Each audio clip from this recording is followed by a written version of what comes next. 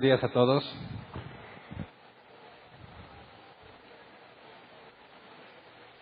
El objetivo para hoy es analizar el capítulo 9.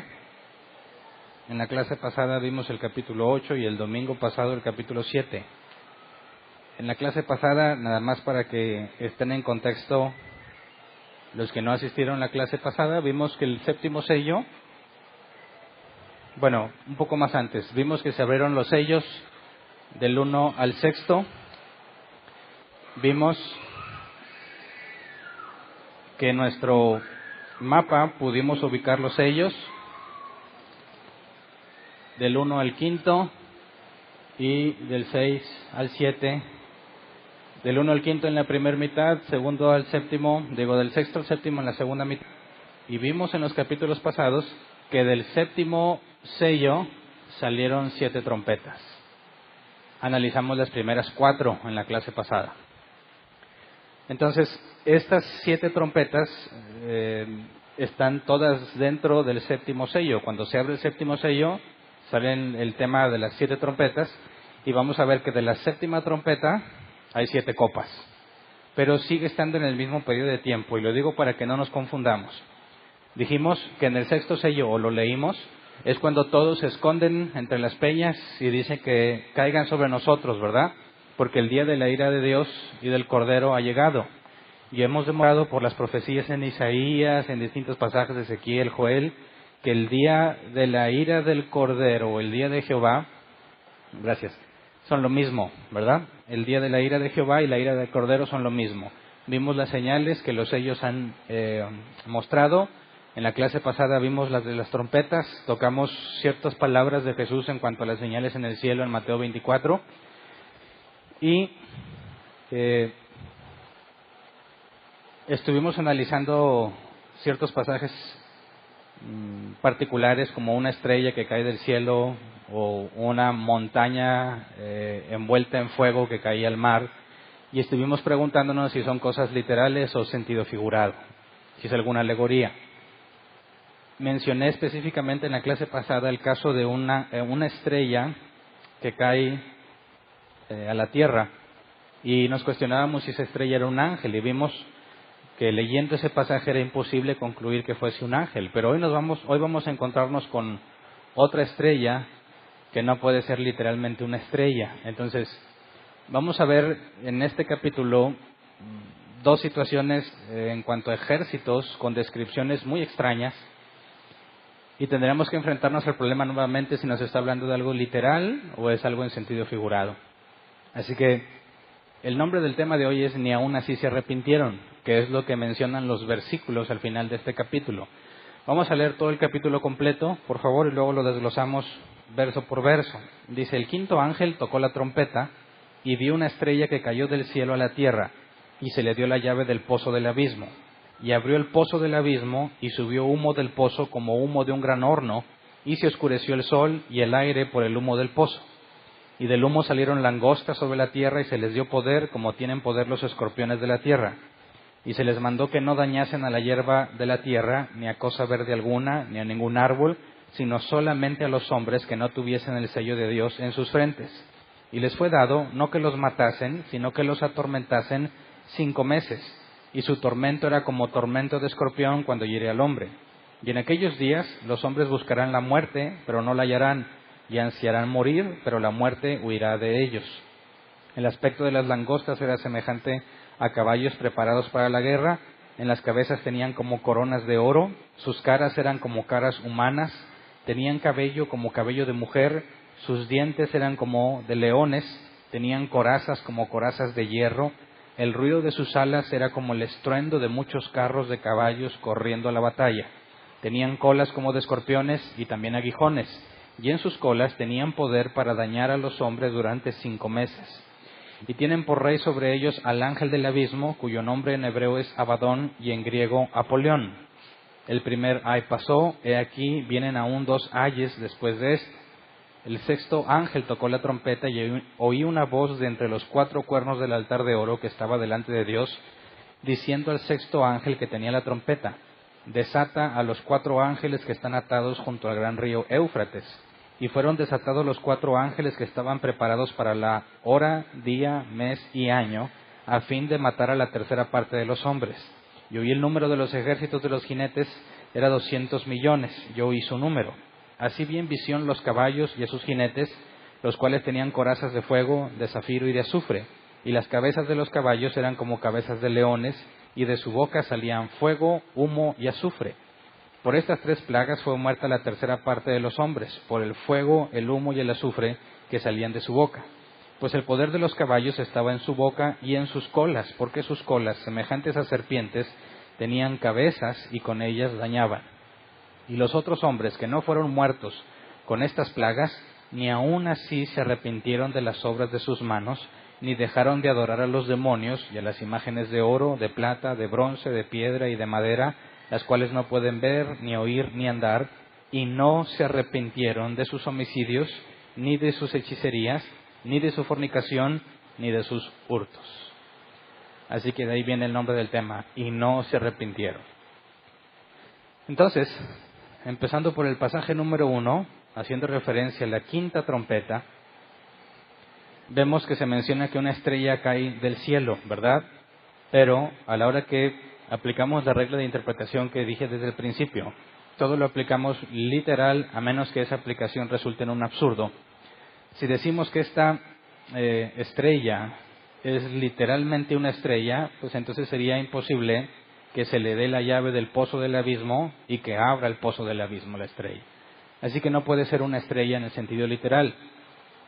Es algo como una estrella, pero veremos un poco más adelante que todo parece indicar que este ángel que se le da la llave para abrir el pozo del abismo, es el ángel del abismo, como lo menciona el versículo 11. No hay otra información que no sea útil para determinar quién es este ángel, excepto el ángel del abismo a quien se le da la llave. Entonces, cuando nos dice aquí que se abre el pozo del abismo, tendríamos que preguntarnos dónde está el abismo. ¿Dónde está ese pozo? ¿Es algo literal o no? El ángel cae sobre la tierra y abre el pozo del abismo. ¿Qué información tenemos en cuanto al abismo? Bueno, voy a hacer un pequeño dibujo de cómo era la visión desde los principios de Abraham y de todas esas culturas, cómo era su visión del universo, ya que la visión de ellos es totalmente distinta a la nuestra. Según he encontrado, se considera que tienes la tierra, donde están también, por así decir, los mares, tienes el cielo y justo arriba del cielo tienes el trono de Dios, aquí tienes las estrellas y los astros, pero ellos los veían como fijos en la cúpula, y abajo de todo esto tendrían el abismo. Sabemos que no es un modelo científico, ¿verdad? Esa es la creencia, y cuando lees Génesis ves una descripción que concuerda con esta forma de entender el universo. Ahora, si un ángel baja a la tierra, que le dan una llave para abrir el pozo del abismo, como lo entendemos nosotros, ya que sabemos que el universo no está organizado así. ¿Cómo podemos entender esto? Bueno, aquí es donde se pone complicado, porque no podríamos saber a ciencia cierta si es un lugar físico o espiritual. Pero si vamos a Lucas 8, versículo 30 y 31, nos dice que cuando los demonios reconocían a Jesús, o cuando Jesús, en este caso, cuestiona a los demonios, dice, y le preguntó Jesús diciendo, ¿cómo te llamas? Y él le dijo Legión, porque muchos demonios habían entrado en él, dice, y le rogaban que no los mandase ir al abismo. Así que por medio de los evangelios sabemos que el abismo es un lugar a donde los demonios podían ser enviados, que Jesús tenía autoridad para enviar a los demonios al abismo, y que si estos ruegan que no sean enviados al abismo, entonces no es un lugar donde la pasan bien, ¿verdad? Algo hay en ese abismo que los demonios no quieren ir allá.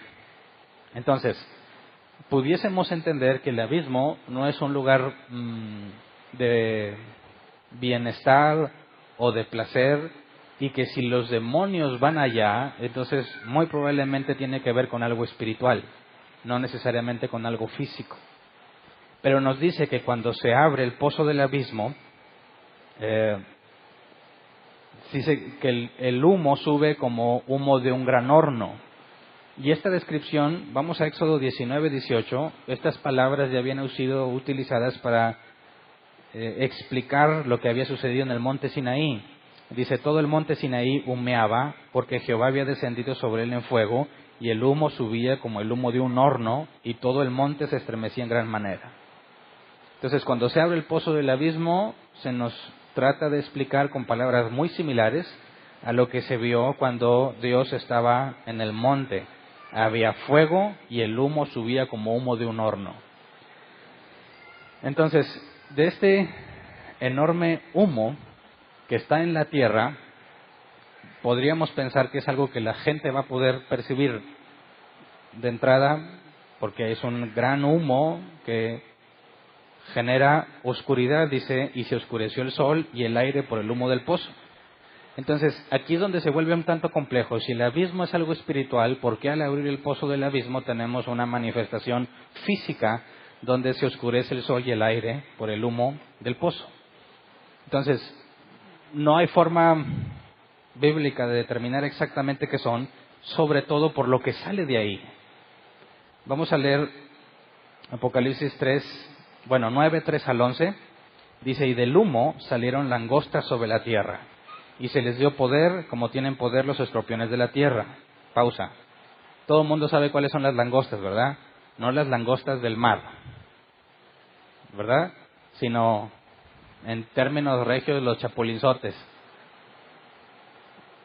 Como chapulines que están en grupos muy numerosos, en determinadas épocas del año se juntan tantos que se genera una masa enorme de millones de estos insectos que pueden oscurecer el sol en pleno día. Tú puedes buscar información de eso en National Geographic, todo ese tipo de cosas, y vas a encontrar videos muy buenos al respecto. Ahora, pero se sabe que lo único que hacen es comerse todo lo que está ahí. Se comen todo lo que está a su paso, pero no tienen veneno, ni pueden herir al hombre en sí mismos, como aquí se nos dice, que tienen poder como tienen poder los escorpiones de la tierra. Así que estas langostas no son las langostas tal y como las conocemos. Hay algo particular en ellas, dice, y se les mandó que no dañasen a la hierba de la tierra, ni a cosa verde alguna, ni a ningún árbol, sino solamente a los hombres que no tuviesen el sello de Dios en sus frentes. Así que sabemos que las langostas pues consumen lo que está frente a ellos, ¿verdad? Plantas, árboles, todo lo verde. Pero estas, en lugar de hacer lo que naturalmente hacen las langostas, su único propósito es dañar a los hombres como el escorpión los daña. Y solamente aquellos que no tienen el sello. Cuando estudiamos los 144,000 vimos que son ellos los únicos que tienen el sello. Así que estas langostas especiales, por así decirlo, solamente dañan a los hombres, no comen lo verde y lo que se encuentran a su paso, pero saben distinguir entre aquellos que tienen el sello y los que no lo tienen. Luego dice, y les fue dado no que los matasen, sino que los atormentasen 5 meses. Y su tormento era como tormento de escorpión cuando hiere al hombre. Entonces, las langostas, en el sentido natural, permanecen unos cuantos días en una zona, se acaba la comida y vuelan a otra. Bueno, como estas no están comiendo ni buscando comida, no se van a quedar unos cuantos días, sino 5 meses. 5 meses van a estar ahí para atormentar a los hombres. Luego, nos dice algo interesante, y en aquellos días los hombres buscarán la muerte, pero no la hallarán, y ansiarán morir, pero la muerte huirá de ellos. Y aquí algunos ven el apocalipsis zombie. Porque dicen, a ver, si yo me quiero morir, pero no me voy a poder morir, ansiaré morirme, pero la muerte huirá de mí, ¿qué pasa si me aviento del techo de un edificio? ¿Me voy a morir? Aquí dice que no, ¿verdad? Lo que se levante, ¿cómo va a quedar? Nada más falta que le diga brains, ¿verdad? ¿Qué clase de ser humano quiere matarse pero no puede? ¿Eso significa que tendremos muertos vivientes entre nosotros? ¿Qué opinas? Bueno, si la muerte vive de ellos y ellos ansían morir, tendríamos que pensar que no son personas que simplemente están diciendo, pues ¿cómo me muero? Pues me doy un balazo o algo. No, son personas que están sufriendo por la herida que las langostas les producen, como los escorpiones hacen sufrir al ser humano. ¿Alguno de aquí lo ha picado un escorpión? ¿No? O no se los recomiendo. A mí tampoco, pero he visto videos. Y la calentura y el dolor que experimentan los tiene totalmente postrados en cama. Es algo insoportable. Así que aquí no está hablando de muertos vivientes y de personas que se puedan aventar de los edificios para tratar de matarse, sino que es tanto el dolor que ansiarían morir, porque no hay cura, no hay vacuna. Van a tener que sufrirlo y no tienen escapatoria. ¿Me explico? Entonces, la búsqueda de la muerte tiene que ver con el dolor que les infligen las langostas y que no hay escape y no hay nada que se los pueda evitar, así que van a tener que sufrirlo. Dice, el aspecto de las langostas era semejante a caballos preparados para la guerra. Langostas que parecen caballos preparados. Dice, en las cabezas tenían como coronas de oro, sus caras como caras humanas, tenían cabello como cabello de mujer, sus dientes como de leones, corazas como corazas de hierro. El ruido de sus alas era como el estruendo de muchos caballos de guerra corriendo a la batalla, colas como de escorpiones y también aguijones. Y en sus colas tenían poder para dañar a los hombres durante 5 meses. Así que me pones la imagen, por favor, que se llama Langostas 1. Ahora, este no lo hice yo, este lo encontré donde algún artista, que tampoco encontré quién es el autor, algún artista trata de plasmar literalmente lo que está escrito aquí. Hay 2 imágenes, Langostas 1 y Langostas 2. Esta es la 1. ¿Le ven cara de mujer? No cara de mujer, no. Cabello de mujer, ¿verdad? Y luego me van a echar... Aquí sí alcanza, el proyector no nos ha ayudado mucho, pero aquí se alcanza a ver el cabello, o sea, no muy cuidado, ¿verdad? Pero de mujer, cabello largo. En aquel entonces las mujeres tenían cabello largo y los hombres también. Entonces, pues será el estilo, la moda. Aquí se ve como que tiene corte en V. El que oiga entienda, ¿verdad? Aquí, a criterio del artista, pues le puso cabello de mujer, caras humanas, ¿verdad? Esto es una langosta, un chapulinzote, pero fíjate la escala con un humano. Aquí está enorme, o sea, no sería del tamaño normal de una langosta, que son unos cuantos centímetros. Aquí el artista está pensando que es algo enorme. Así que imagínate, si así fuese, que no dice la Biblia la escala del tamaño con respecto a un humano. Pero acá se alcanza a ver la cola de escorpión, los aguijones. No se alcanza a apreciar aquí muy bien, pero acá abajo hay una especie de coraza y pues te agarra con sus patas de langosta, ¿verdad? Es una forma de tratar de poner literalmente lo que está ahí. La corona que tienen las cabezas. Ahora me pasas por favor las langostas 2, que esta es una descripción más naturalista de una langosta con esas características. ¿Ves el cuerpo de la langosta normal, la cola de escorpión y el aguijón? Tiene aquí una especie de tenazas en la boca, pero son parte también de una como coraza. No se alcanza a apreciar muy bien, pero tiene la corona, pero aquí le pusieron el cabello corto. Eso no aplica porque en aquel entonces las mujeres no usaban el cabello corto por normalidad o por lo normal, excepto las prostitutas. Entonces quizás aquí consideró que era una langosta prostituta o algo así. Entonces, esto sí podría ser escala de una langosta normal. Imagínate cientos y millones de estas cosas, de manera que cuando vuelan, porque tienen alas, se oscurece el sol. ¿A dónde corres? ¿Cómo le haces? Y si te pica, no hay cura. Y no se van a poder deshacer de ellas durante 5 meses. Ahora, si tratamos de verlo literal, como está aquí, gracias por el zoom, aquí de repente se me figura una cucaracha, ¿verdad? Pero si esto es literal, ¿te parece absurdo? ¿O no? ¿De dónde vienen? No son seres humanos naturales, no son seres naturales que encontramos como cualquier langosta. Salen del abismo, donde estaban encerradas. Y la información que tenemos del abismo es un lugar espiritual. De algo espiritual sale algo que se manifiesta en lo material. Y pues bueno, ¿Dios podría hacer algo así? Pues mira, si ha caído fuego del cielo y todo lo que ha pasado, yo no creo que sea tan descabellado. Pero tampoco se puede descartar que sea solamente un símbolo de una langosta literal. Nada más que se dificulta entender cómo el comportamiento no es natural, ¿verdad? Si fuesen simplemente langostas naturales, estarían un poco de tiempo ahí, no atacarían a las personas, comerían lo que se encuentran a su paso en cuanto a hierba verde y todo eso, y es imposible que hagan o que puedan infringir dolor a los hombres.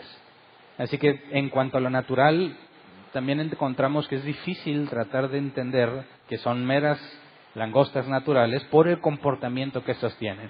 Obviamente Dios está haciendo esto por medio de estos seres que en ambos casos pueden ser literal o simbólico.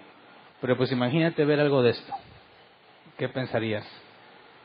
¿Qué sentirías? Pero ese es solamente el primer ejército, ¿verdad?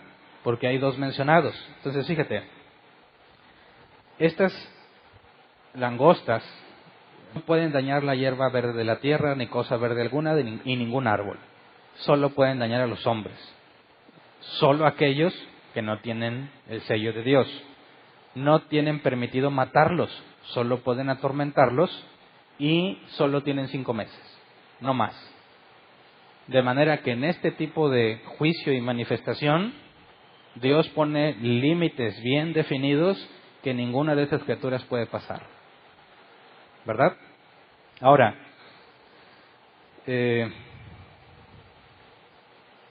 dice que su rey es vamos al versículo 11, ahí en Apocalipsis. Y tienen por rey sobre ellos el ángel del abismo, cuyo nombre en hebreo es Abadón y en griego Apolión. Ahora, este ángel del abismo, pues yo creo que no es de otra más que el ángel que tiene la llave para abrir el pozo del abismo. Así que la estrella que baja a la tierra sería la forma en la que Juan ve que algo brilloso desciende, pero no es una estrella, sino un ángel, y me parece que es este mismo ángel, el ángel del abismo, y se llama en griego, en hebreo Abadón y en griego Apolión. Ahora, la palabra Abadón es destrucción, ruina o ángel del abismo en hebreo. En griego es destructor o ángel del abismo. Algunos creen aquí que se refiere a Nerón o Domiciano. ¿Se acuerdan cuando estudiamos las cartas? Judas, Pedro, Juan. Vimos cómo en el caso de Pablo, tanto Pedro como Pablo murieron bajo la persecución de Nerón. Y luego tenemos que Domiciano generó muchas más persecuciones y que Juan estuvo escribiendo al respecto. Entonces algunos dicen, Apolión, ya que algunos emperadores se hacían llamar como representantes del dios griego Apolos, de donde viene Apolión, piensan que es una referencia a ellos dos. El problema con esta idea es que la descripción y el tormento y los 5 meses no las puedes encajar en el sentido de lo que Nerón y Domiciano hicieron, y sobre todo porque todas las señales que ya hemos visto con los sellos y con las trompetas previas no se cumplieron ni en el periodo de Nerón ni en el periodo de Domiciano, ¿verdad? Además, cuando Juan escribe esto, vimos que a partir del capítulo 4 mostraré las cosas que han de suceder después de estas. Así que tiene que ver algo en el futuro y no en su pasado ni en su presente. Así que me parece que esa parte no aplica. Este es el primer ejército entonces mencionado en el capítulo 9, que es un ejército comandado por una especie de líder o rey, que en este caso es el ángel del abismo. Ahora vamos a leer Apocalipsis 9, 12 al 16. Dice, el primer ay pasó. O sea, en el capítulo pasado vimos que había 3 ayes pendientes y dijimos hay 3 trompetas pendientes, un ay por cada trompeta. Y aquí nos dice que es correcta esa forma de entender los 3 ayes, porque dice el primer ay pasó, aquí vienen 2 ayes después de esto, que son las 2 trompetas que quedan. El sexto ángel tocó la trompeta y oyó una voz de entre los 4 cuernos del altar de oro que estaba delante de Dios, diciendo al sexto ángel que tenía la trompeta: desata a los 4 ángeles que están atados junto al gran río Éufrates. Y fueron desatados los 4 ángeles que estaban preparados para la hora, día, mes y año, a fin de matar a la tercera parte de los hombres. Y el número de los ejércitos de los jinetes era 200 millones. Yo oí su número. Ahora, vimos entonces que las langostas podían también dañar a la tercera parte de los hombres, pero no matarlos, ¿verdad? Aquí nos dice que tienen poder para matar a la tercera parte de los hombres. No todos fueron dañados con las langostas y no todos van a ser asesinados por este ejército. Pero se nos menciona 4 ángeles atados, ¿verdad? Ahora, ya se nos había mencionado en el capítulo 7 4 ángeles que detenían los 4 vientos y los analizamos, ¿verdad? Estos 4 ángeles no son los mismos 4 ángeles, porque a diferencia de los del capítulo 7, esos están atados, ¿verdad? Y si están atados, bueno, para empezar nos dice que junto al gran río Éufrates están reservados hora, día, mes y año. Están ahí guardaditos, amarrados hasta ese momento del tiempo en específico. ¿De dónde? Entonces, bueno, ¿dónde los amarraron? El gran río Éufrates. ¿Dónde está el río Éufrates? Todos los que hayan pasado por primaria vieron en sus libros de historia y de ciencias naturales, biología, no sé cómo hayan repartido ya las materias, pero nos habla del río Éufrates. Vamos a Génesis 15, 18. Dice: en aquel día hizo Jehová un pacto con Abraham diciendo: a tu descendencia daré esta tierra, desde el río de Egipto hasta el río grande, el río Éufrates. Entonces parte de la tierra prometida colinda con el río Éufrates. Y por ahí estaban amarrados, ¿verdad? Ahora vamos a Génesis 2, 10 al 14. O sea, mi pregunta es, si hacemos una expedición, ¿los podemos encontrar? ¿Dónde están amarrados? Génesis 2, 10 al 14. Y salía de Edén un río para regar el huerto, y de ahí se repartía en 4 brazos. El nombre del uno era Pisón, ese es el que rodea toda la tierra de Havila, donde hay oro, y el oro de aquella tierra es bueno. Allí también hay bedelio y ónice. El nombre del segundo río es Gihón, ese es el que rodea toda la tierra de Cus. Y el nombre del tercer río es Hiddekel, ese es el que va al oriente de Asiria. Y el cuarto río es el Éufrates. Así que el Edén también está relacionado con las cercanías del Éufrates, ¿verdad? Así que si vemos en Google Maps, no me traje las fotos, pero si vemos en Google Maps el río Éufrates, ¿podrías ubicar el Edén? ¿Podríamos ver dónde están amarrados los 4 ángeles? ¿No? Mínimo el Edén, o tampoco. El problema es que cuando se nos describen los ríos que pasan por el Edén, y luego a Abraham se le dice que la tierra colinda, o es uno de los límites del río Éufrates, ¿nos está hablando del mismo río, sí o no? Digo, es el mismo nombre, pero ¿es el mismo río? ¿Qué hubo entre el Edén y Dios hablando con Abraham? ¿Qué evento significativo hubo en medio? El diluvio. Y si todo se inundó, ¿cuál es la probabilidad de que el río Éufrates que Abraham conoce sea el mismo Éufrates que estaba en el Edén? Bueno, si el abismo es global, todo cauce de río desaparece por completo, ¿verdad? Es imposible que mantenga un cauce cuando todo está inundado. Entonces no es el mismo río.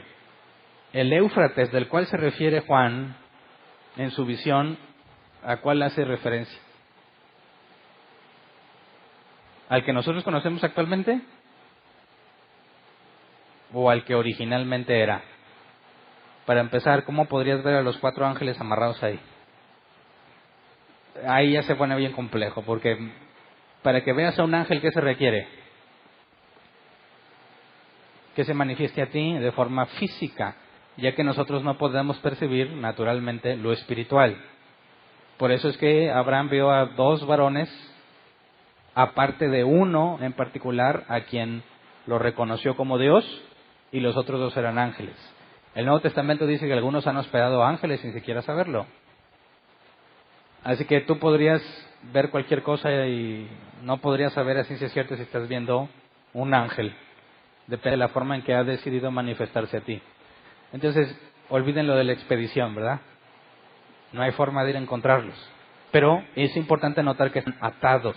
Y si están atados es porque alguien tiene que controlarlos. Alguien los está frenando. Y están frenándolos para un día en específico. Así que los 4 ángeles de Apocalipsis 7 que detenían los vientos, Dios los había enviado para que primero sellaran a los 144,000 y después se desataran la consecuencia de la ira de Dios, los juicios. En este caso en particular, estos no están deteniendo nada, al contrario, los detienen a ellos, para que cuando sean liberados, maten a la tercera parte de los hombres. Entonces, aún estos seres están delimitados en su proceder. Ahora vamos a Judas 1:6. Judas 1:6, y a los ángeles que no guardaron su dignidad, sino que abandonaron su propia morada, los ha guardado bajo oscuridad en prisiones eternas para el juicio del gran día. Así que estos que están prisioneros, como los ángeles que vimos, que eran enviados al abismo, en cierta forma también serían prisioneros allá, ya que rogaban que no fueran enviados para allá. Y vemos que el abismo tenía una llave, lo que implica que no se puede abrir. Como que estos 4 ángeles que están atados están de cierta forma aprisionados en contra de su voluntad. Y cuando los suelten van a descargar su ira, coraje, no sé qué tengan, pero van a ir a matar a la tercera parte de los hombres. Pero no nada más ellos, porque tienen un ejército compuesto por 200 millones de jinetes. Así que estos 4 ángeles van a coordinar a este ejército, que es el segundo ejército que va contra los moradores de la tierra. Y la descripción de este segundo ejército es igualmente asombrosa como el de las langostas. Vamos a leer Apocalipsis 9, 17 al 19. Así vi en visión los caballos y a sus jinetes, los cuales tenían corazas de fuego, de zafiro y de azufre. Y las cabezas de los caballos eran como cabezas de leones, y de su boca salían fuego, humo y azufre. Por estas 3 plagas fue muerta la tercera parte de los hombres, por el fuego, el humo y el azufre que salían de su boca. Pues el poder de los caballos estaba en su boca y en sus colas, porque sus colas, semejantes a serpientes, tenían cabezas y con ellas dañaban. ¿Me pones la imagen, por favor? Caballos, cabeza de león, cola serpiente. Es que puse el nombre más descriptivo que pude para que no haya duda. Ahora, este es otro artista, no sé si es el mismo, no encontré el autor, pero es un intento por mostrar literalmente lo que aquí se describe. No sé si puedes hacerle zoom para que se vea mejor. A ver si con el zoom compensamos un poco la falta de resolución. Ahí está bien. No, más. Ahí está. Cuerpo de caballo. Cabeza de león. Aquí parece rayo láser, pero es fuego. Cola, ¿le alcanzan a ver? De serpiente. Aquí le pusieron patas picudas y no sé por qué, eso nada que ver. Y las corazas no las encuentro más que la silla de montar. Aquí están los jinetes, y de los jinetes no se nos dice nada sobrenatural. Lo sobrenatural está en los caballos con cola de serpiente, cabeza de león, y que fuego, humo y azufre echan por su boca, y por medio de lo que las cabezas echan y lo que las colas hacen, es lo que hace que los hombres mueran. Aquí no son atormentados, aquí son asesinados. Se les quita la vida por completo. Ahora, son 200 millones de estos. Los 4 ángeles commandan a estos. Entonces, algunos han dicho de estas especie de bestias con sus jinetes que es una descripción alegórica de las armas de destrucción con las que cuentan muchos ejércitos el día de hoy. Y algunos han dicho que caballo con cabeza de león, cola de serpiente que arroja fuego describe, según ellos, a un helicóptero. Y la verdad no le encuentro el helicóptero en ningún lado. Me extraña cómo concluyes que la cabeza de león y la cola de serpiente y cuerpo de caballo tenga similitud con el helicóptero. Pero encontré esa posible interpretación. Así que me parece que carece de sustento bíblico, ¿verdad? Porque si esto es un símbolo y aparte tú quieres usarlo como un símbolo para un helicóptero, pues ya te desvías mucho de lo que la Biblia está diciendo, ¿verdad? Ya es propiamente imaginación del que piense que esto hace referencia. También encontré a un tanque de guerra. Imagínate que Juan tiene la oportunidad de ver un tanque de guerra. Tú conoces el tanque de guerra, ¿verdad? Juan ve el tanque de guerra, no sabe qué es. Y dicen, descríbelo. Dicen, pues cuerpo de caballo, cabeza de león y cola de serpiente. No me suena, ¿verdad? Entonces, honestamente, lo menciono, esto de los helicópteros y los tanques de guerra, pues me parece que carece de sustento. ¿Es esto también un símbolo que apunta a otra cosa? No lo sé. Pudiese ser. Y encontramos una posible referencia en una profecía de Joel. Vamos a Joel 2, 1 al 11. Estos dos ejércitos narrados en Apocalipsis 9 tienen la finalidad de atormentar a los hombres y luego matarlos, ¿verdad? En pocas palabras, los dos ejércitos a fin de cuentas son comandados por Dios para dañar a los hombres. Vamos a Joel 2, 1 al 11. Tocad trompeta en Sión y dad alarma en mi santo monte. También todos los moradores de la tierra, tiemblen todos los moradores de la tierra, porque viene el día de Jehová, porque está cercano. Día de tinieblas y de oscuridad, día de nube y de sombra, como sobre los montes se extiende el alba, así vendrá un pueblo grande y fuerte, semejante a él no lo hubo jamás, ni después de él lo habrá en años de muchas generaciones.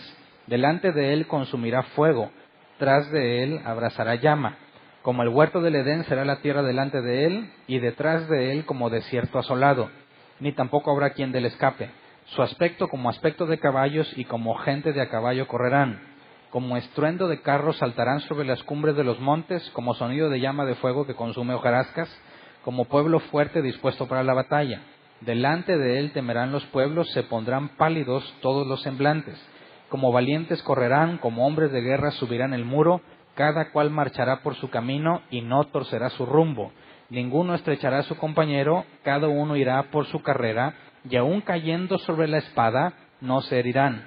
Irán por la ciudad, correrán por el muro, subirán por las casas, entrarán por las ventanas a manera de ladrones.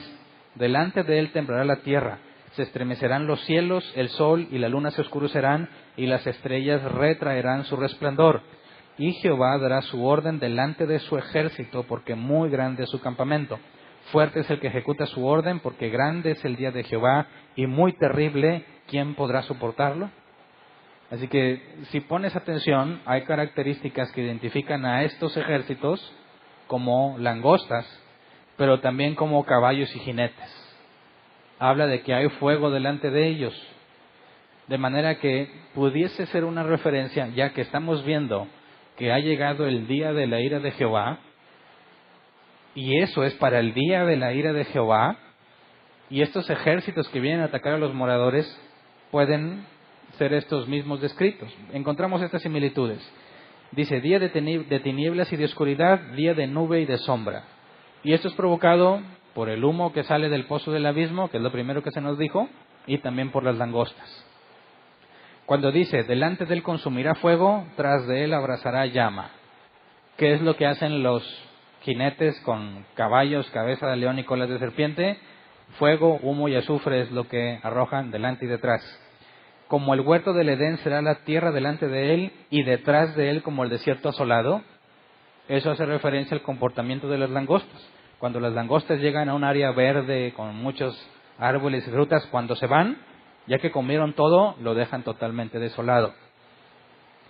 Dice, su aspecto era como aspecto de caballos, y como gente de a caballo correrán. Bueno, los caballos y sus jinetes, 200 millones, comandados por los 4 ángeles que estaban atados. Delante de él temerán los pueblos, se pondrán pálidos todos los semblantes. Bueno, pues imagínate ver lo que pusimos, ¿verdad?, en las imágenes. Con justa razón se pondrán así. Pero fíjate que la Reina Valera 60 dice así, ninguno estrechará a su compañero, cada uno irá por su carrera, y aun cayendo sobre la espada, no se herirán. ¿Cómo está esto? Dices, a ver, eso se parece a que las langostas le harían daño a los hombres, desearían morir, pero la muerte irá de ellos. Y aquí dice, y aún cayendo sobre la espada no se herirán. ¿Hay una relación con eso? No, porque estos que están aquí, ninguno estrechará a su compañero, cada uno irá por su carrera, y aún cayendo sobre la espada no se herirán, no habla de las víctimas, sino de los que atacan. ¿Cómo es posible que cayendo sobre la espada, no se hieran? Bueno, hay que consultar el original. Vamos primero a la NBI, ese mismo pasaje, por favor. La NBI traduce así: no se atropellan entre sí, cada uno marcha en línea, se lanzan entre las flechas sin romper filas. Dice totalmente distinto a la Reina Valera 60, ¿verdad?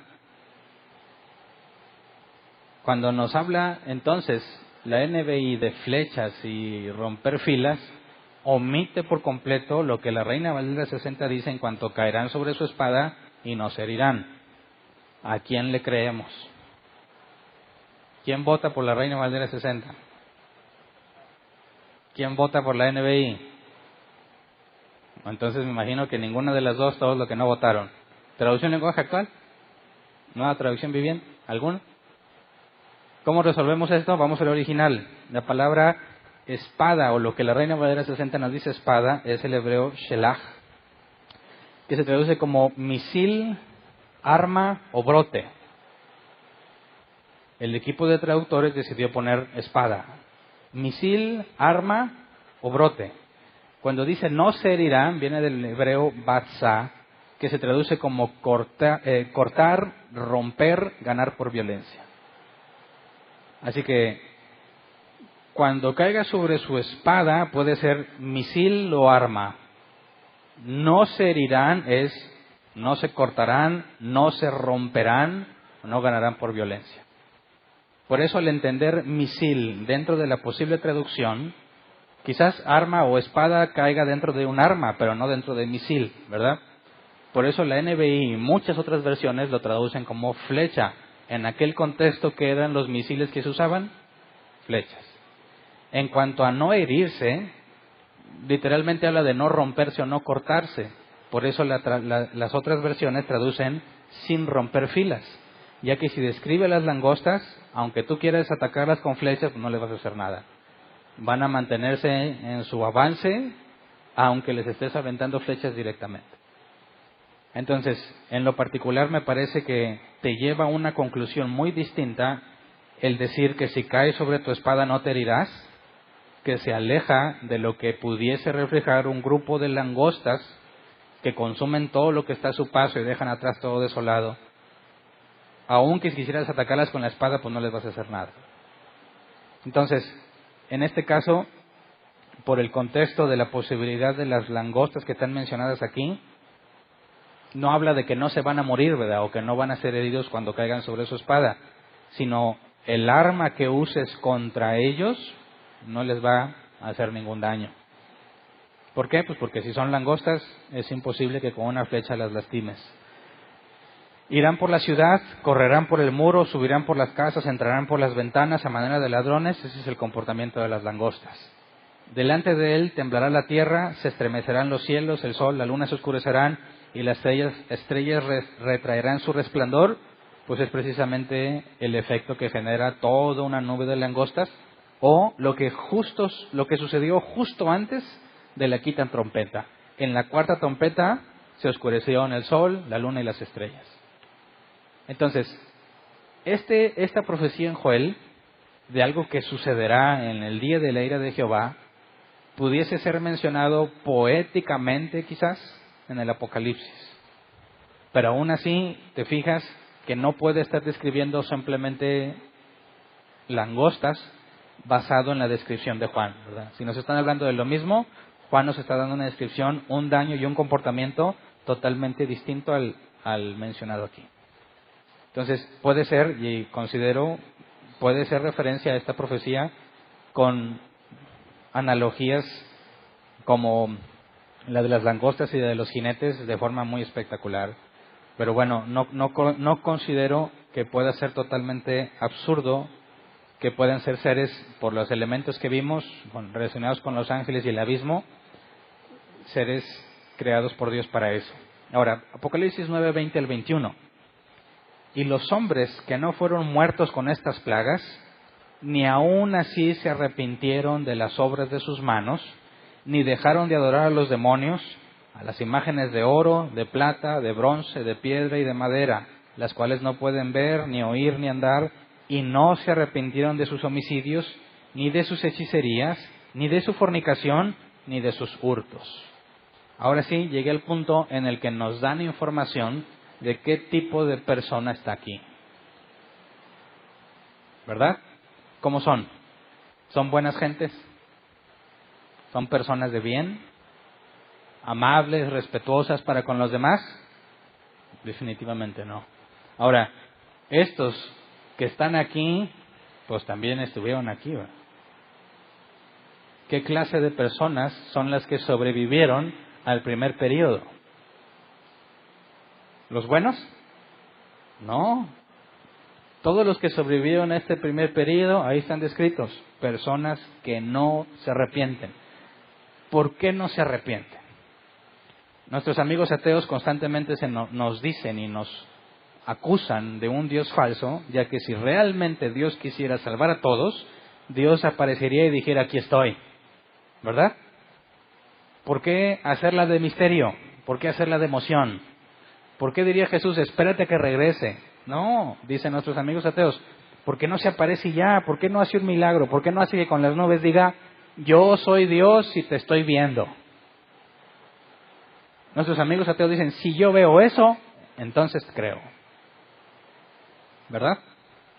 ¿Has escuchado ese argumento? ¿Qué le contesta el cristiano? ¿Qué le contestarías tú? No, pues todo es por fe, por fe. Tú tienes que creer y ya. Es uno de los argumentos más comunes que escucho ante esa objeción. Pero, ¿qué dice la Biblia al respecto en cuanto a los milagros y el creer? Con todos los milagros que Jesús hizo, ¿le creyó el concilio? ¿Le creyó el Sanedrín? ¿Le creyó el sumo sacerdote? No.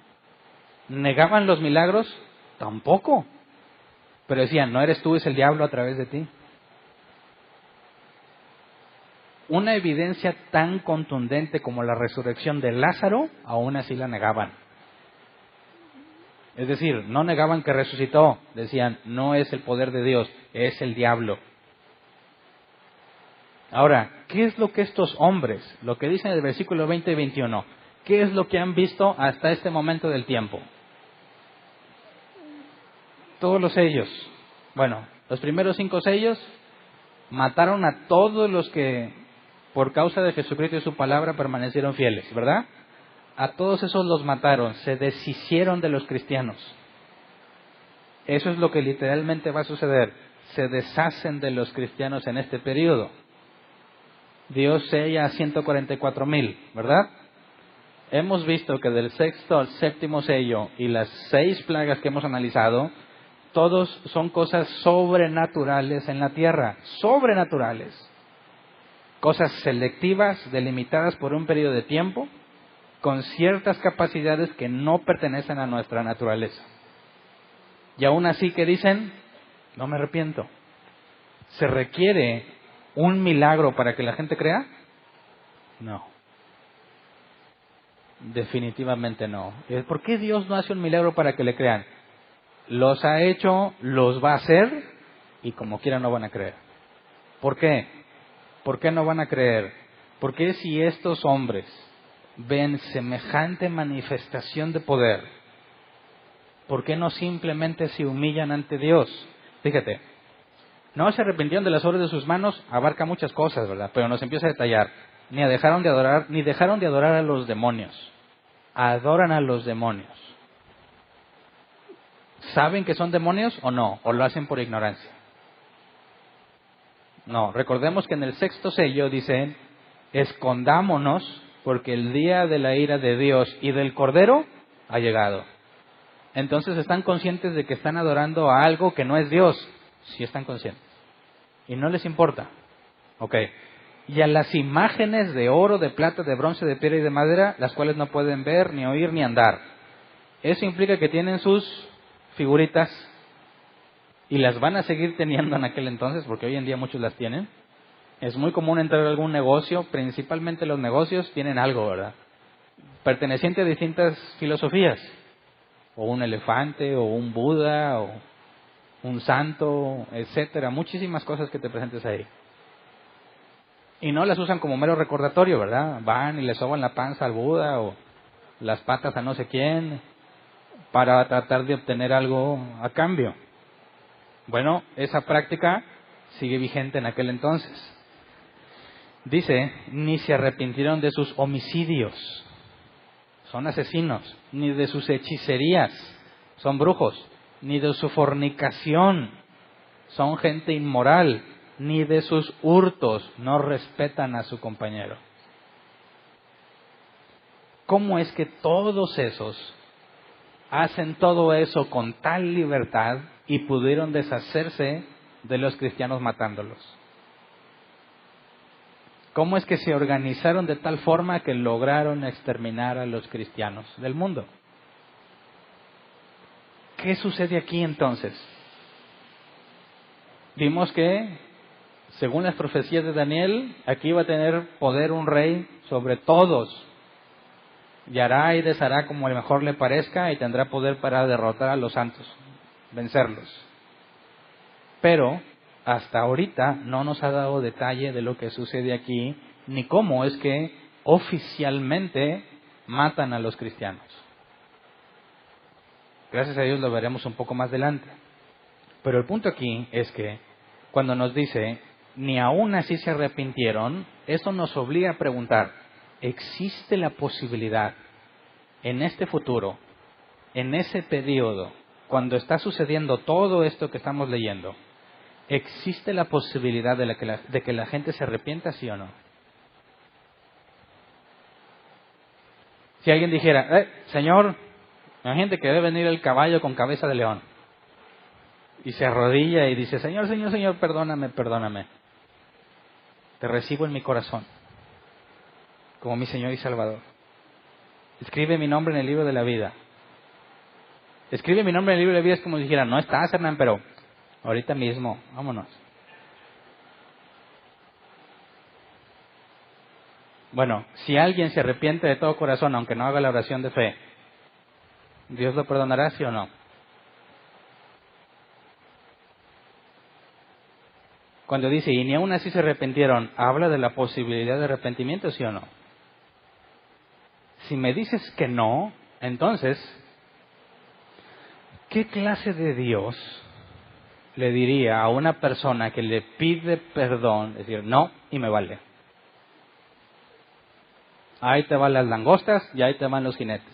Primero te voy a hacer sufrir, luego te voy a matar. Y no te voy a perdonar. Sobre todo, vamos a Salmos 51:17. Salmos 51:17. Nomás quiero complicar las cosas, Los sacrificios de Dios son el espíritu quebrantado. Al corazón contrito y humillado no despreciarás tú, oh Dios. Ándale, así que ahora ya tengo una evidencia bíblica para asegurar que si alguien, corazón contrito, la NBI pone un corazón quebrantado o es entristecido, y humillado hace referencia a que reconoce a Dios como mayor a él, se humilla ante Dios. O sea que al que se arrepiente, Dios lo perdona, ¿sí o no? Entonces, si en ese momento del tiempo alguien se arrepintiera, ¿sería perdonado, sí o no? ¿Sí o no? ¿Podría alguien arrepentirse? Esa es la pregunta. ¿Podría alguien arrepentirse? ¿Recuerden que hace tiempo les platiqué de un meme que andaba por las redes sociales de Osama Bin Laden? ¿Alguien se acuerda? Levanta la mano que se acuerda. Si ya todos se acuerdan, pues ya no lo cuento. Y qué lástima. Solo poquitos va a tener que contarlo otra vez. Nuestros amigos ateos ponen entre algunos memes que sí son muy graciosos, otros no tanto. Ponen uno donde se ve que Osama Bin Laden, ya ves que estaba escondido y pues, supuestamente la élite militar lo está buscando. Bueno, está acá tranquilamente reposando y no se da cuenta que hay un montón de soldados élite a punto de emboscarlo. En ese momento pues, salen, lo emboscan. Osama Bin Laden levanta sus manos y están apuntándole para matarlo. Y justo antes de que digan disparen, pasan una nubecita así de que Osama Bin Laden está diciendo algo y dice: Señor, te pido perdón, te abro la puerta de mi corazón, recíbeme como tu hijo. Lo matan y en eso despierta y tiene vestiduras blancas, alas de ángel y corona de oro. Yo te pregunto como cristiano, como creyente, ¿es eso válido bíblicamente hablando? ¿Sí o no? Que Bin Laden dijera, a ver, ¿están a punto de matarme? No, pues lo único que tengo que hacer es la oración de fe. Señor, perdóname. Amén. Lo matan y se va al cielo. ¿Es correcto? Lo aplico en esto. Vienen los jinetes. Esos sí matan, ¿verdad? Ve que vienes. ¡Ay! Se acuerda que saca alguien su folleto. Aquí está la oración. Señor, perdóname mis pecados. Amén. Le escupe fuego al león y se va al cielo. ¿Qué opinas? Vamos a recordar unas palabras de Jesús para poder contrastar el Salmo 51 con las palabras de Cristo. El Salmo 51, versículo 17, claramente dice que Dios no rechaza un corazón arrepentido, ¿verdad? No lo va a rechazar, lo va a perdonar. Juan 3, 19 al 20. Juan 3, 19 al 20. Y esta es la condenación, que la luz vino al mundo y los hombres amaron más las tinieblas que la luz, porque sus obras eran malas. Porque todo aquel que hace lo malo aborrece la luz y no viene a la luz para que sus obras no sean reprendidas. Ahora, aplica estas palabras de Jesús a lo que está sucediendo en ese periodo de tiempo. Cuando nos dice Apocalipsis 20 y 21, 9, 20 y 21, y ni aún así se arrepintieron, esto concuerda totalmente con las palabras de Cristo, ¿verdad? El problema no es que no tengas la posibilidad. El problema es que la luz no haya, el problema no es que la luz no haya ido a ti. El problema es que tú no quieres. Tú quieres seguir haciendo lo que sabes que está mal. ¿Me explico? No es que Dios les cierre la puerta y les diga tú no. No, es que Dios, fíjate, en este periodo no los está aniquilando de forma instantánea, como veremos más adelante en el tiempo que lo va a hacer. Aquí les está dando la oportunidad que tuvieron los mismos, o tuvieron la misma oportunidad que aquellos que vivieron antes del diluvio.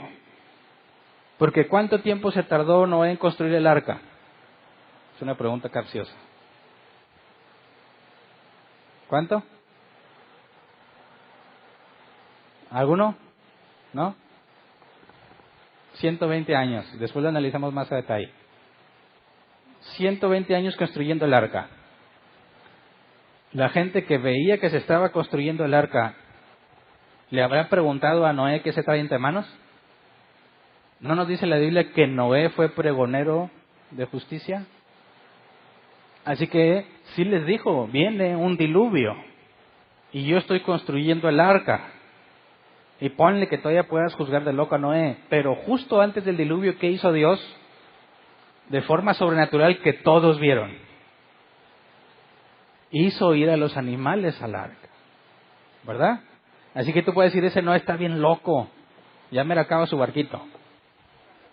Y en ese entonces tuvieron que ver cómo muchísimos animales empezaban a caminar por sí mismos hacia el arca. Y encima de eso no dijeron, oye, ¿qué tal si sí? Oye, no habrá un canchito. No, siguieron necios, vino el diluvio y los mató a todos. Aquí es exactamente el mismo procedimiento. Todo lo que ha pasado, ¿de qué les está dando evidencia? De que Dios tiene poder sobre todo. ¿Y qué hacen? Aún así lo siguen negando. lo sigue negando. Esta es la prueba que por ti mismo jamás puedes ir a Dios. Esta es la prueba que tú, estando perdido en tus propios pecados, jamás vas a querer de ti mismo, jamás va a nacer buscar a Dios. Porque aquel que aborrece a la luz, dijo Jesús, no viene a la luz para que sus obras no sean reprendidas. Cuando Adán y Eva comieron del fruto prohibido, vieron que estaban desnudos, se cosieron delantales con hojas, oyen que viene Dios y ¿qué hicieron? Se escondieron. ¿Qué es lo que Dios está manifestando en ese periodo? Además de juzgar y condenar las obras malignas de ellos, está dejando en claro que su juicio es justo, porque les acaba de dar y les ha dado evidencia sobrenatural de su existencia y aún así no quieren arrepentirse.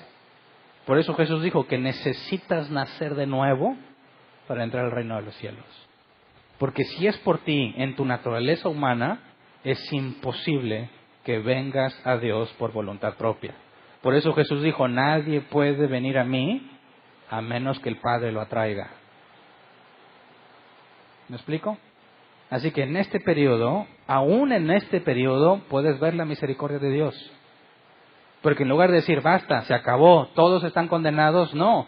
Hace una serie de procesos graduales, donde cada vez es más evidente lo sobrenatural y el poder de Dios, y aún así no se arrepiente. Por eso no debes de decir, si yo estuviera ahí, yo hubiera hecho la oración de fe hace mucho. Jesús le dijo también eso a los fariseos, que lo acusaban, hipócritas.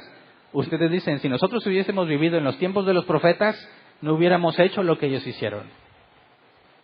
Y nosotros cristianos decir, no, pues si yo viviera ahí, hace un chorro que me había convertido. Mentira. Es necesario el poder de Dios para que vengas a Él. Es necesario que te haga nacer de nuevo para que puedas conocerle a Él. Es imposible que tú solo lo hagas. Por eso, aquel que busca a Dios, no le puedes decir, haz una oración de fe.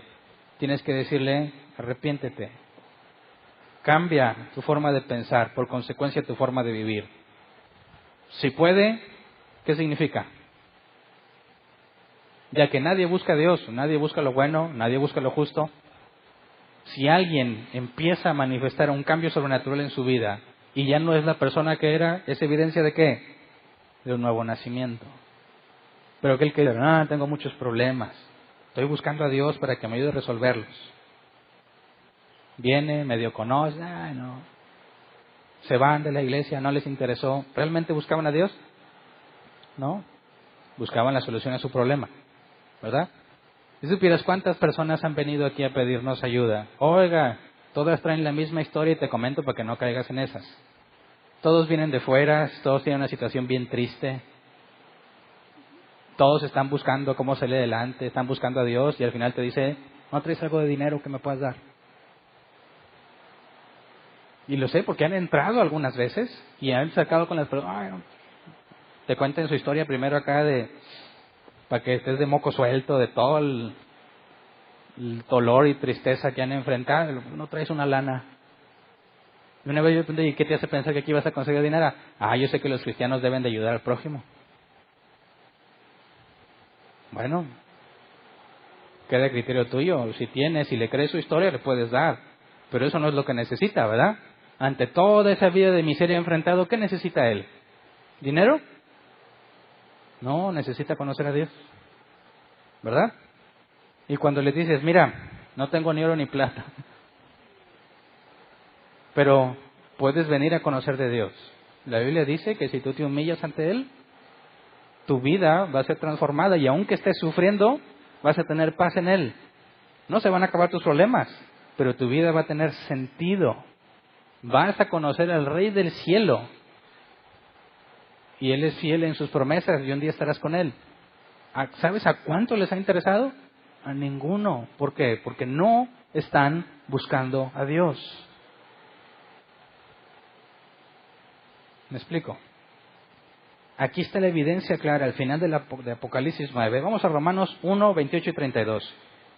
Palabras de Pablo. Y como ellos no aprobaron tener en cuenta a Dios, Dios los entregó una mente reprobada para hacer cosas que no convienen, estando atestados de toda injusticia, fornicación, perversidad, avaricia, maldad, llenos de envidia, homicidios, contiendas, engaños y malignidades, murmuradores, detractores, aborrecedores de Dios, injuriosos, soberbios, altivos, inventores de males, desobedientes a los padres, necios, desleales, sin afecto natural, implacables, sin misericordia, quienes habiendo entendido el juicio de Dios, que los que practican tales cosas son dignos de muerte, no solo las hacen, sino que también se complacen con los que las practican.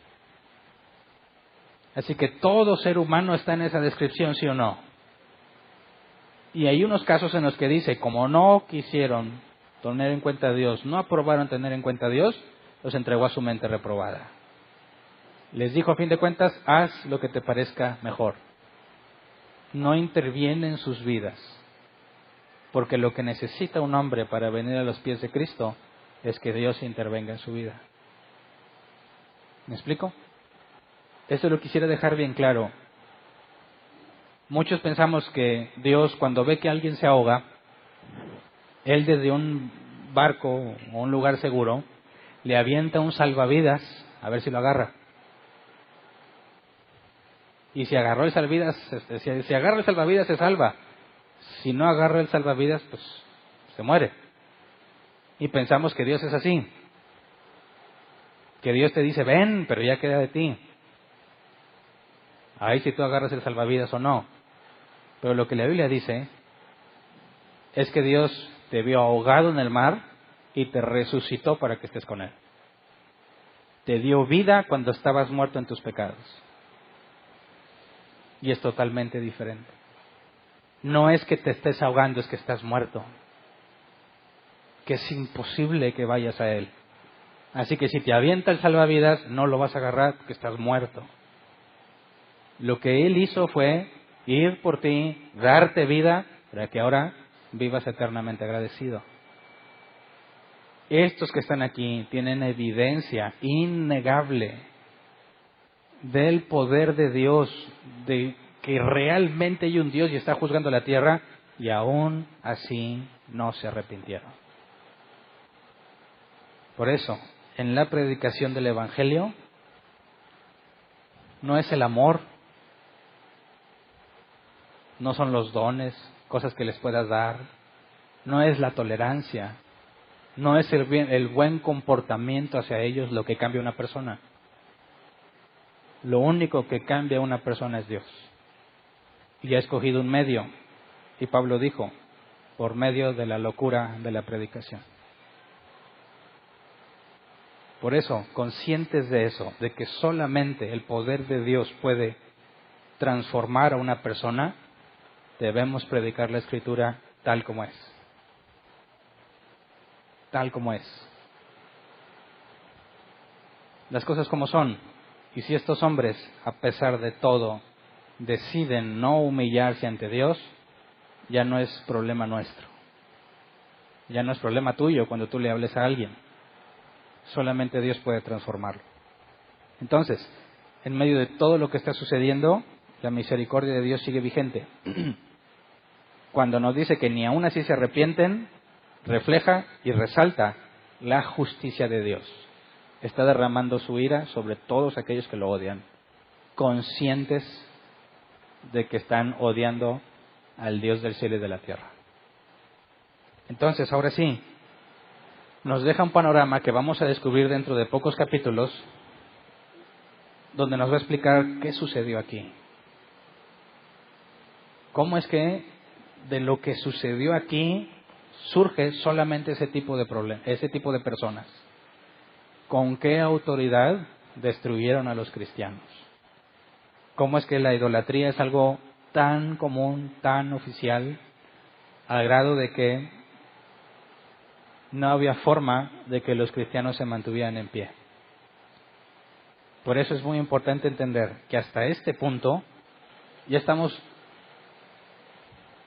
séptimo sello, acabamos de ver la sexta trompeta, solo nos falta la última trompeta que desemboca las 7 copas y viene el fin, ¿verdad?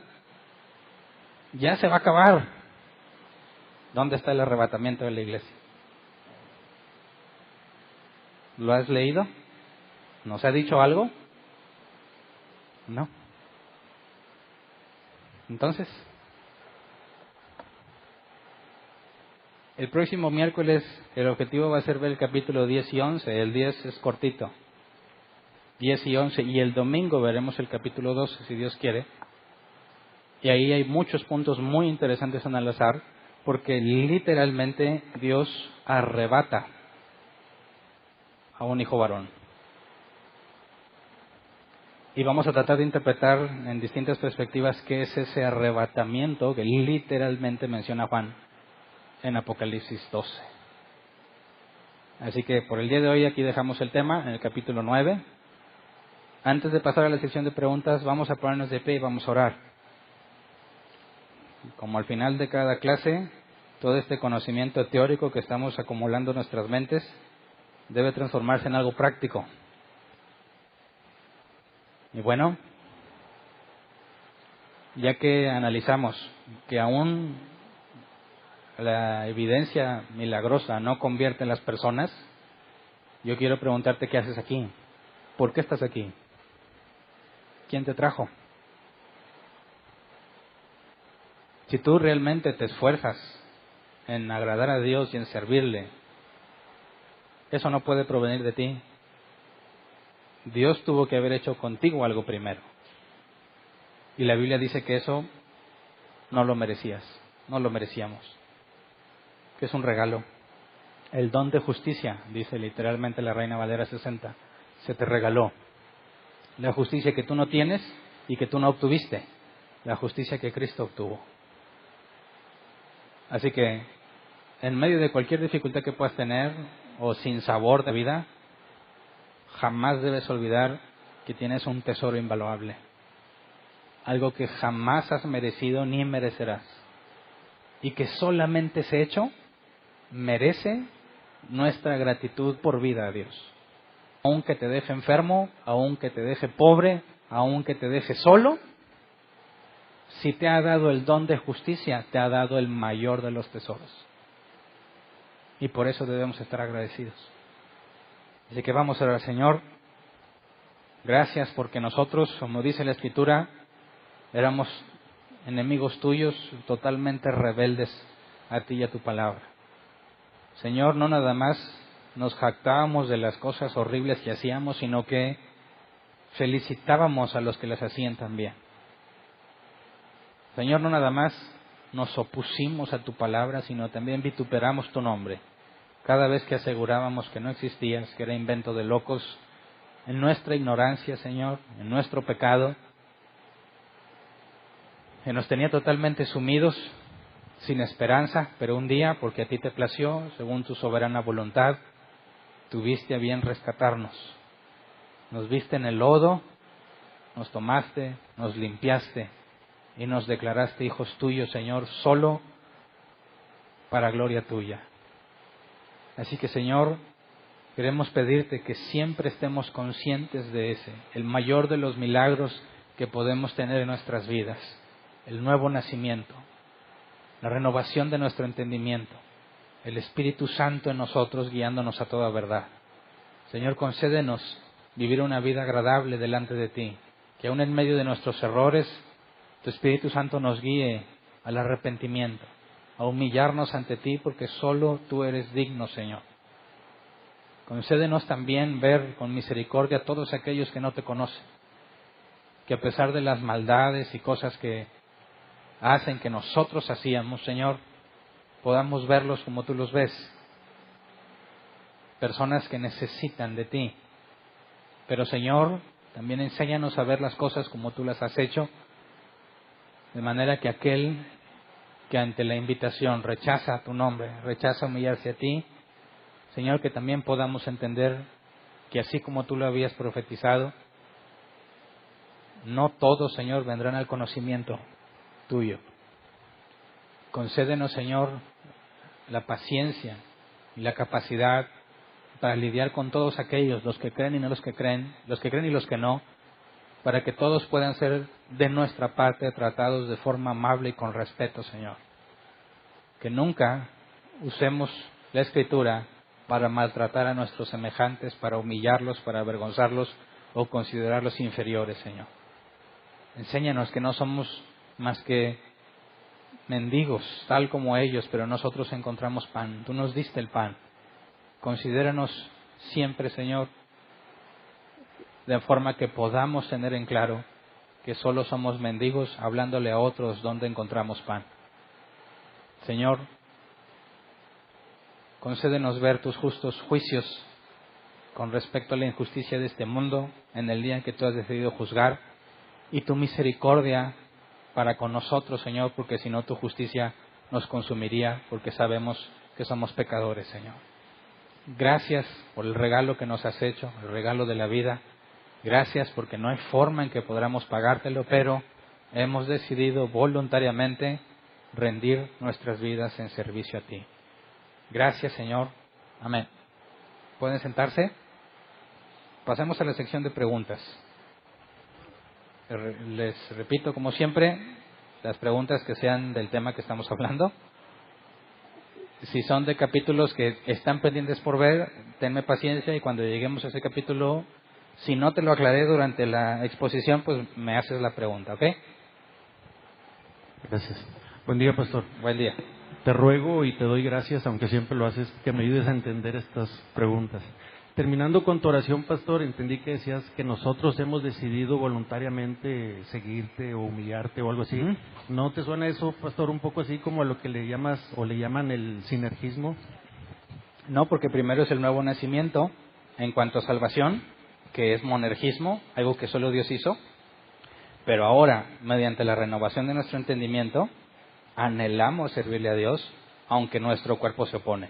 Es ahí donde voluntariamente llevamos lo que Jesús nos ha pedido en la santidad, que ahí sí es sinergia con Dios, pero solo después del nuevo nacimiento. O sea, no es la decisión que tanto se menciona a veces de que haz la oración, eso sí lo entiendo, ¿verdad? No te estás refiriendo a eso. Okay.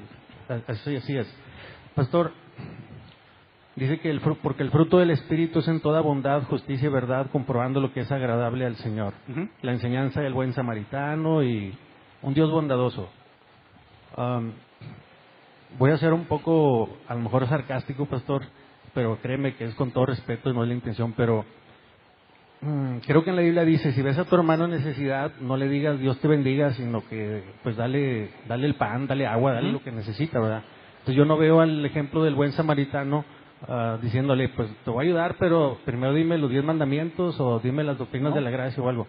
Te comento esto, pastor, porque tal vez yo no lo haya entendido por los comentarios que haces. Yo no dudo de las personas que se acercan y tienen alguna necesidad y necesiten alguna ayuda, pero me pareció un poco frío, o sea, como que me parece a mí, al menos así lo entendí, como que está condicionada la ayuda o la misericordia que yo le tengo que dar al otro si realmente veo que ni te estás congregando. No sé si me explico. Sí. ¿Me puedes aclarar ese punto, pastor? Sí. De entre las muchas personas que vienen, te puedo decir que al 90 y tantos % les he apoyado económicamente y luego les invito a conocer de Dios. Pero, por ejemplo, el caso de alguno en particular que viene oliendo alcohol y dice que necesita dinero para el camión, hace muy improbable que realmente lo vaya a usar para el camión. Y el hecho de que tú le des para que siga sumido en el vicio ya no es una ayuda.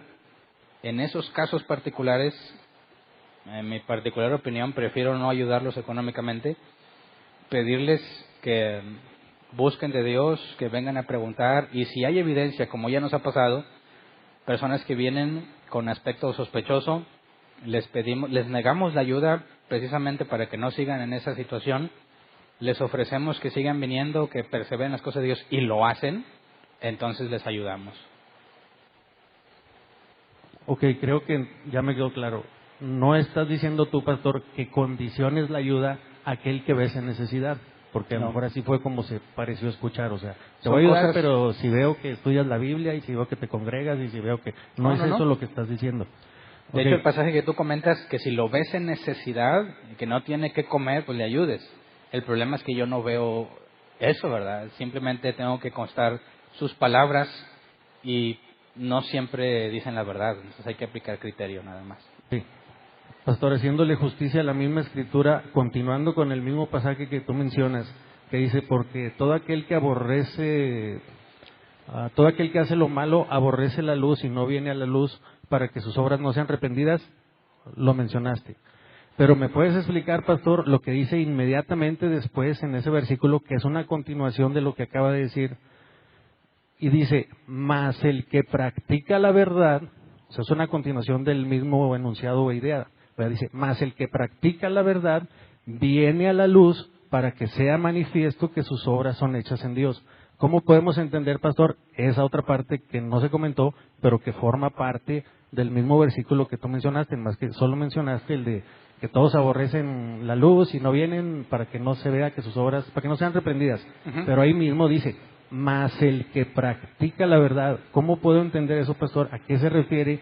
¿Y cómo puedo entender donde dice, mas el que practica la verdad viene a la luz para que sea manifiesto que sus obras son hechas en Dios? ¿Me lo puedes explicar mejor? Sí.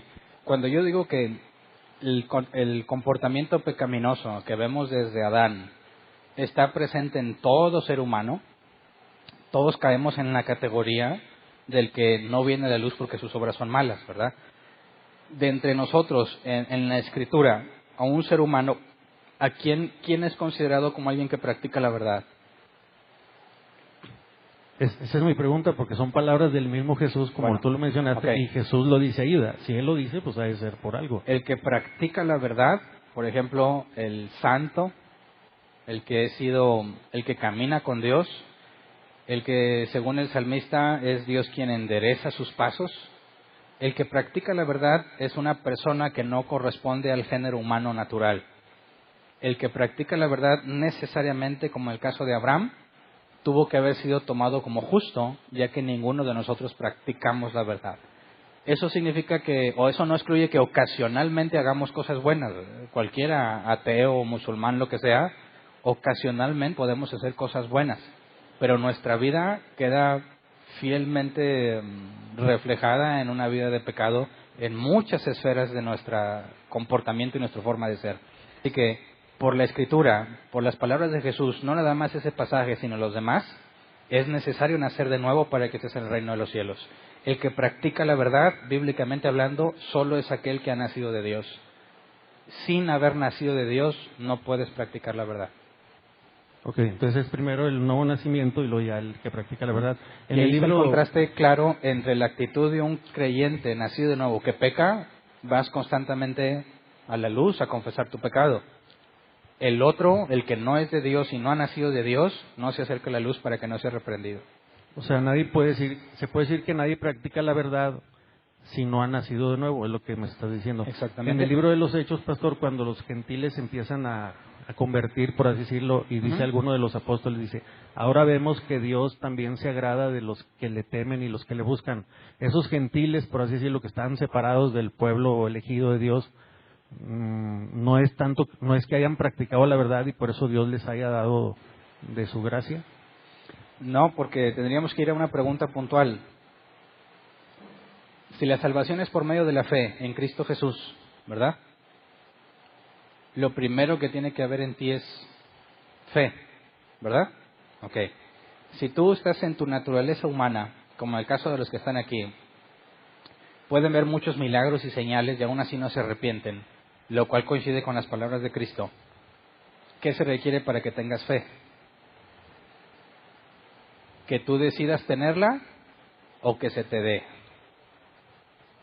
Si tú decides tenerla, pues tenemos muchos pasajes que contradicen eso, que de ti no proviene. Si es Dios quien te la da, la Biblia dice que solo por medio del nacimiento, nuevo nacimiento, es entonces que eres justificado, eres adoptado, recibes la fe, eres renovado en tu entendimiento y recibes el Espíritu Santo. Si tú encuentras que alguna persona de todo corazón busca a Dios y tú sabes que la naturaleza humana no es así, ¿qué tuvo que haber pasado en esa persona? El nuevo nacimiento.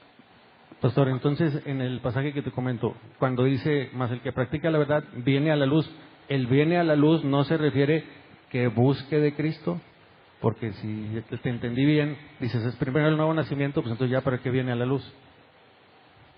Porque nosotros, recordemos el mensaje a las iglesias, a la Odisea. ¿Qué le aconsejó Jesús a la iglesia de la Odisea? Que vengas a mí y compres corilio y oro refinado y vestiduras blancas. El hecho de que nosotros hayamos nacido de nuevo no eliminó nuestra tendencia al pecado. Y constantemente debemos estar humillándonos ante Dios, pidiendo perdón por nuestras ofensas. La santidad es un proceso. Y estaremos pecando a lo largo de nuestra vida, que se supone que debe ser cada vez menos descarado, pero sigues pecando, y tenemos que estar humillando y reconociendo la soberanía de Dios sobre nuestras vidas. Entonces, el hecho de acercarnos a la luz cuando pecamos es algo que solamente alguien que conoce a Dios, que puede acercarse confiadamente al trono de gracia para recibir misericordia, puede hacer. ¿Me explico? Ahí está la diferencia en que entre se peca y se acerca a la luz, y el que peca y se aparta de la luz porque no quiere ser reprendido. Ahí están las dos naturalezas reflejadas, la nueva naturaleza y la naturaleza humana común y corriente. La última, pastor, ya, te lo juro. Cuando habla del sello en las frentes, pastor, ¿se está entendiendo que es un sello literal? Porque Pues en Apocalipsis más adelante nos dice que vio los 144,000 y en sus frentes tenían escrito el nombre del Dios y del Cordero. a eso se refiere con el sello. Y si el sello lo tuvieron en las frentes y ellos ven en sus frentes eso, Aunque en el Antiguo Testamento, por ejemplo, hay un profeta donde le dice, haré tu frente y tu rostro más fuerte que ellos. Y yo lo entendí, no quiere decir que sea agarrar no, en ese caso no. con ellos, ¿verdad? Entonces Pero también hay ejemplos de eso y no quiere decir que le fuera a poner una frente de cemento. Por eso pregunto, pastor. no. O sea, bíblicamente es la única referencia que tenemos a lo que reciben en las frentes, el nombre de Dios y del Cordero. Pero Fuera de ahí no podríamos saber. Y hasta ahorita vamos que es literal, o sea que va a ser físico, una marca, un sello. Juan los vio y vio eso en la frente. Eso es lo que está describiendo que vio, pero todavía no llegamos a ese capítulo donde lo vio. Gracias. ¿Alguien más? Bueno, aquí está. Buenos días, hermano. Con respecto a lo que dice el hermano, pues bueno, sabemos bien claramente que nadie puede venir a Cristo si no fuera enviado del Padre. Entonces, eso es una verdad que debemos de tenerla, ¿verdad? Es un imperativo de Dios. Nadie puede venir. Si nadie, pues es que no hay otra manera. Jesucristo dijo que iban a venir algunos al final de los tiempos. Digo, que le iban a decir, Señor, en tu nombre echamos. ¿Quiénes son esos? Pues son los que dice que se brincaron por arriba, que no entraron por la puerta, etcétera, etcétera. Pero bueno, solamente no sé si de alguna manera le pudiera aclarar al hermano que es solamente la obra por Cristo, digo, por el Padre y no por el ser humano. Nadie se puede arrepentir. El arrepentimiento es un don de Dios, es un regalo de Dios. Yo quería nomás hacerte tratar de ver otra posibilidad con respecto a estos seres que salieron, estos 200 millones que salieron del abismo. La palabra la palabra nos muestra que abismo es cárcel. Entonces dice que estuvieron encarcelados. Ahí va a mandar Dios a Satanás y lo va a encarcelar por 1000 años. Dice que lo envió al abismo. Entonces la palabra abismo muchas veces funde con infierno y no es, son dos puntos diferentes. Por otro lado, 1 de Pedro 3:19 dice que Jesucristo bajó y le predicó a los espíritus encarcelados, o sea, habla de una cárcel.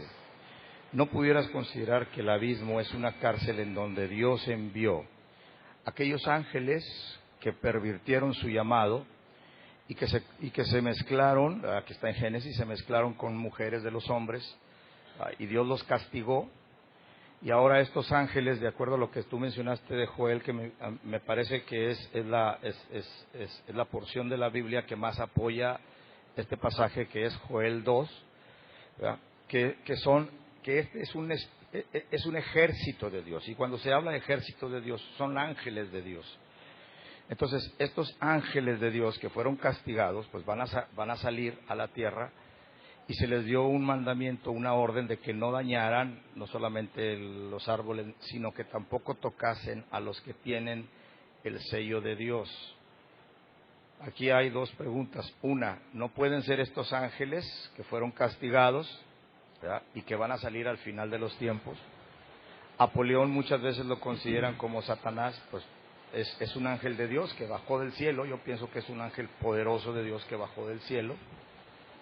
que los 4 ángeles que estaban en el Éufrates son los 4 capitanes de un ejército que se va a dispersar por todo el mundo.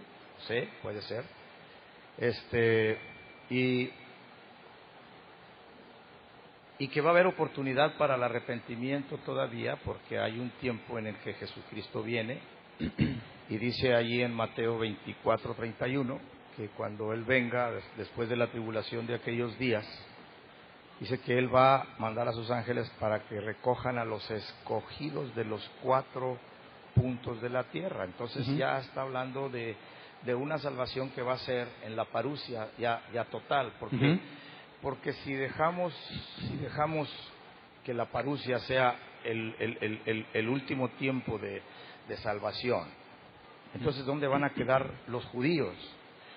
Que de acuerdo a lo que yo interpreto, el capítulo 12 de Apocalipsis habla de un pueblo que va a ser salvo, que es el pueblo de Israel, y que se cumple la 70ª semana que se le dice a Daniel, entonces será salvo Israel. Bueno, hice 3 preguntas ahí. Sí. En cuanto a la posibilidad de que sean los ángeles que pecaron en los días de Noé, la Biblia sí nos habla, hoy cité que Judas habla de ángeles aprisionados, pero lo hace citando muy seguramente al libro de Enoc, porque Enoc describe con muchísimo detalle en sus 5 libros ese proceso que hubo en cuanto a los ángeles que pecaron, pero no es considerado palabra inspirada de Dios, aparte que no sabemos si realmente es el libro de Enoc, ¿verdad?, por la fecha en la que está datado. Pero eso implicaría que tendríamos que irnos a información de la cual no podríamos tener certeza bíblica, porque no se nos dice exactamente que, por ejemplo, en el caso de Pedro, que Jesucristo predicó a los espíritus encarcelados, en los que en los tiempos de Noé, pregonero de justicia, había pasado eso abre la posibilidad de que cuando Jesús muere, vaya y le predique a los muertos. Y hablando o predicándole a los muertos y ofreciéndoles salvación, se genera un problema teológico mayor, porque si está establecido que el hombre muera y después de esto el juicio, acá tendrías la salvación ofrecida a los muertos después de una vida pecaminosa, y si aceptan la predicación de Jesús estando muertos, el tema del nuevo nacimiento queda totalmente invalidado.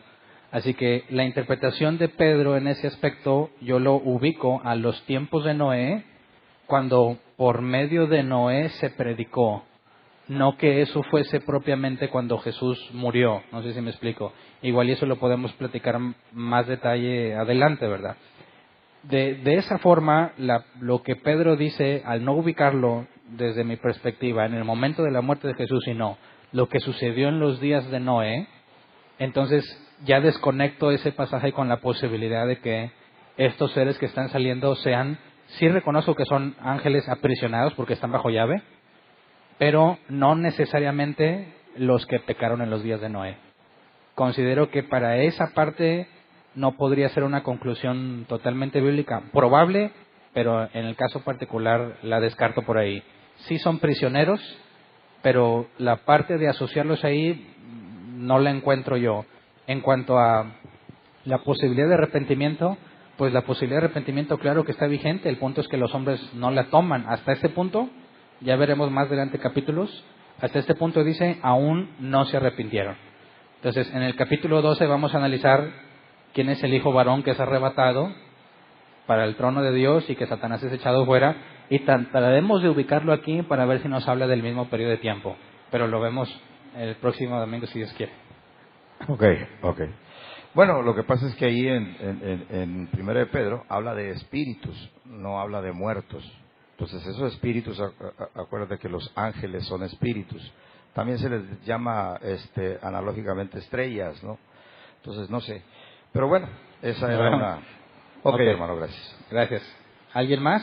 Sí, hermano. Buenas tardes, pastor. A ver, ¿dónde está? Porque no... ya.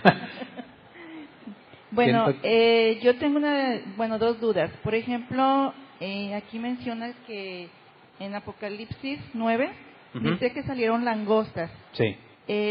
Bueno, este también está hablando de las langostas como en Egipto, en Éxodo 10:21, que también está hablando de la plaga de las langostas. Eso es lo que también... O sea, consideraba que si hace referencia a langostas literales, naturales, yo mencionaba que el comportamiento de estas es totalmente opuesto a lo que naturalmente debieron haber hecho. Eso, desde mi perspectiva, dificulta la idea de que solamente esté hablando de langostas literales. Entonces, por la descripción no aplica de una langosta natural. Por la profecía de Joel es una especie de ejército, lo que nos lleva a concluir que no pueden ser langostas, pero su comportamiento, la destrucción y eso es como si fuese de langostas. Pero claramente por medio del texto se tendrían que excluir las langostas naturales. Ah, ok. Sí, porque, por ejemplo, bueno, estas langostas obviamente fueron creadas por Dios. Obviamente Satanás no puede crear porque no es creador. Uh-huh. Y están bajo la autoridad de Dios. Uh-huh. Entonces, yo estaba checando, por ejemplo, decía los 5 meses, ¿no?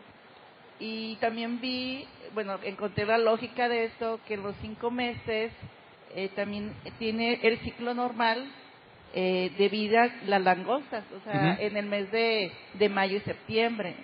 Por eso, no sé, yo lo relacioné así, ¿no? Ok, podría coincidir en cuanto al comportamiento, pero si te fijas ellas no comen, ¿verdad? Nada más dañan a los hombres. Y las langostas lo único que hacen es comer en todo ese periodo de tiempo. Así que hay similitud con el comportamiento de la langosta, pero la propia descripción nos lleva a descartarla como una langosta natural. Aparte vienen del abismo. Ajá, sí. Y también la otra pregunta, pastor, dice, ahorita tú preguntabas si hay probabilidad de que Dios nos dé la oportunidad de arrepentirnos, ¿no? Yo recordé, bueno, hay una escritura en Apocalipsis 2:21 Uh-huh. que dice que...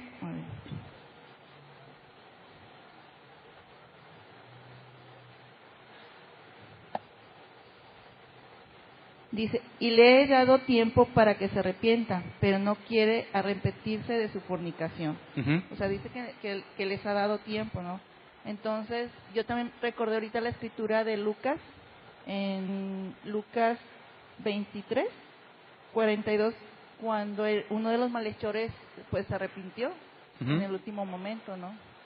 Bueno, ¿Lo puedo relacionar así también con la escritura? sí, de hecho Dios dijo que con respecto a su pueblo Israel, dice, todo el día estuve con mis manos esperando que te arrepintieras, mas no lo hiciste. O sea, si Dios es quien da el arrepentimiento, y el apóstol Pablo nos dice que la ley y todo que había en tiempos de Moisés era para que nos hiciera conscientes de que por nosotros mismos no podemos, entendemos que cuando Dios te hace ver que no puedes, que no dejas de pecar, que a pesar de que te lo propones es imposible para ti, es el tiempo que te está dando para que te arrepientes, ¿verdad? Y hay personas que lo reconocen si nacieron de nuevo, y hay personas que se saben que están mal, pero aún así prefieren no buscar a Dios. Entonces, el hecho de que Dios le haya dado tiempo a alguien para que se arrepienta, no implica que necesariamente se va a arrepentir, ¿verdad? Sino que le ha dado la evidencia, como en el caso de los que vemos en el capítulo 9, tienen toda la evidencia necesaria para que se arrepientan y aún así no quieren. A esos que no quieren y a quien Dios no les dio el don de arrepentirse, los juzga como culpables, porque sus obras merecen eso. Okay. Bueno, gracias. ¿Había otra mano levantada? ¿No? Ya no, ¿verdad? Muy bien. ¿Avisos?